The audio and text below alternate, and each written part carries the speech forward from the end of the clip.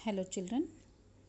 Previous video में हम देख रहे थे कि प्रियम्बल के जो मेन पिलर्स हैं, जिसमें कि ये sovereign, socialist, secular, democratic, republic, justice, liberty, fraternity and equality है, जिसमें हम मेन 3 फीचर्स के बारे में देखेंगे, जो कि है डेमोक्रेसी, सोशलिस्टिक और सेकुलरिज्म। तो पहले हम डेमोक्रेसी के बारे में देखेंगे। The ultimate sovereignty of power is with the people according to Indian constitution. तो जो पावर है कंट्री का, वो किसके हाथ में है? पीपल के हाथ में, इंडियन कॉन्स्टिट्यूशन के according. There is no particular regime of any one particular person instead in it with the people. तो ऐसा पावर किसी पर्टिकुलर एक पर्सन के हाथ में नहीं रहेगा, बल्कि सब पूरे पीपल के हाथ में। ऐसा नहीं है कि पीपल की बजाय, लोगों की बजाय किसी एक व्यक्ति के हाथ में पावर दिया गया है। Democracy, the word is derive from Greek word demos mean people and Kratos mean power. तो डेमोक्रेसी का मीनिंग है, ये ग्रीक वर्ड से लिया गया है, और डेमोस का मतलब होता है लोग, और जबकि क्रेटोस का मतलब होता है पावर, कि वैसा पावर जो किसके हाथ में है? लोगों के हाथ में है। Country's power is not within a group of people, instead it is within the people of the country। तो कंट्री के जो लोग हैं, उनकी बजाय ऐसा नहीं है कि उनके हाथ में पावर की बजाय किसी पर्टिकुलर ग्रुप को पावर दिया जाता है, बल्कि पावर जो है वो देश के लोगों के हाथ में ही होता है। Democratic state administration is such an arrangement in which there is equal justice for people to social, economical and political and having equal rights of participation। तो जो ये एडमिनिस्ट्रेशन है, ऐसा अरेंजमेंट किया गया है स्टेट का कि जिसमें लोगों को हर तरीके से न्याय मिले, सामाजिक तौर पर, आर्थिक तौर पर और राजनीतिक तौर पर, और सभी को समान राइट्स, अधिकार हो पार्टिसिपेशन का। ये नहीं कि किसी के साथ सामाजिक तौर पर अन्याय हो रहा हो या आर्थिक तौर पर, ऐसा नहीं करना है। In the democratic India, people elect their leader through their choice by casting vote to represent those leader in the parliament and thereafter assuming the post of prime minister and his her cabinet। ठीक है, तो India के जो लोग हैं, वो लोग अपना लीडर खुद चूज कर सकते हैं, खुद चूज करते हैं। ठीक है, कैसे? वोट कास्ट करके, अपना वोट देकर अपना लीडर वो लोग चूज करेंगे, और जो कि लीडर आगे चलकर पार्लियामेंट में प्राइम मिनिस्टर का काम करेंगे, जिससे कैबिनेट बनेगा। कैबिनेट में वो प्राइम मिनिस्टर की पोस्ट पर रहेंगे। Executive do not have absolute power. तो जो एग्जीक्यूटिव है, उनके हाथ में ही पूरा पावर नहीं होता। They are given specific time limit. Specific time limit के लिए ही उनके हाथ में पावर दिया जाता है।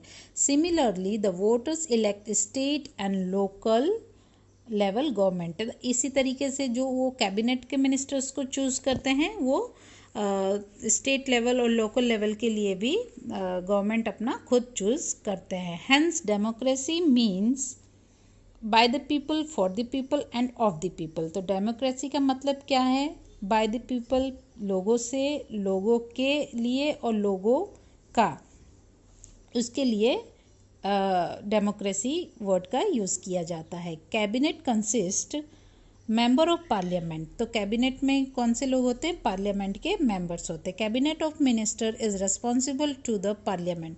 तो कैबिनेट के मिनिस्टर होते हैं, वो रेस्पॉन्सिबल होते हैं पार्लियामेंट के लिए। जो भी वर्क चलता है वो इनके अंडर में चलता है। Any citizen of India who possess required constitutional eligibility can contest the election। तो अगर कोई भी व्यक्ति भारत का वो चाहता है कि वो इलेक्शन में खड़ा हो, तो वो हो सकता है, बट वो एलिजिबल होना चाहिए, कॉन्स्टिट्यूशनल एलिजिबिलिटी उसमें होनी चाहिए। Ministerially position are not acquired heredity. तो ये जो मिनिस्ट्रियली पोजीशन है, वो हेरिडिटी नहीं है, कि हेरिडिटी मीन्स कि एक जनरेशन के बाद उसका ही जनरेशन, मतलब उनका बेटा, जैसे कि राजाओं के टाइम पे चलता था, ऐसा नहीं है। ये इलेक्शन होता है 5 इयर्स के लिए होता है, बाद में नेक्स्ट 5 इयर्स के लिए फिर इलेक्ट किया जाता है, और लीडर में भी चेंज भी हो सकते हैं अगर हमें वो लीडर प्रेजेंट लीडर का कामकाज सही नहीं लगा तो। Each elected government has 5 years of tenure, तो जो भी इलेक्टेड गवर्नमेंट होंगे उनका 5 इयर्स का टेन्योर रहेगा। This government work under the principles of constitutional and therefore it is known as responsible government.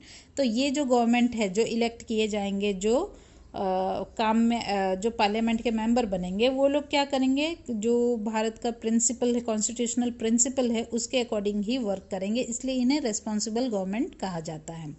The democratic government is based on liberty, equality and feeling of fraternity and continuously work to achieve this goal।